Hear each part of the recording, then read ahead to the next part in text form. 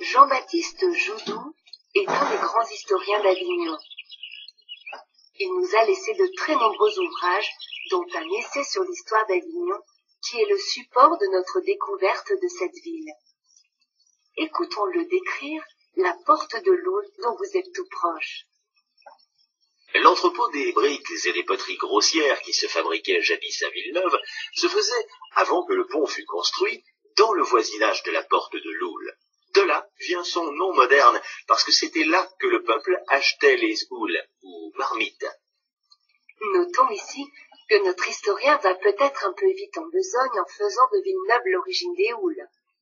Il ne fait nul doute qu'elle transitait par là, mais elle venait sans doute des villages voisins de Saint-Quentin-la-Poterie ou de Saint-Victor-des-Houles près d'Uzès.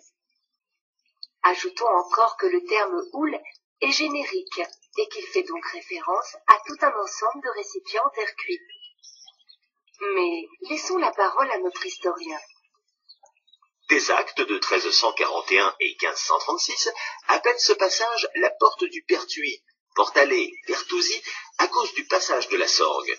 D'autres l'appellent porte du Limas, à cause du limon qui en souillait habituellement les abords et dont une rue voisine a gardé le nom. Et enfin, ce passage se trouve désigné, dans des documents moins anciens, sous le nom de porte du Mail, parce qu'on jouait principalement à ce jeu dans la rue actuelle, du rempart Saint-Dominique.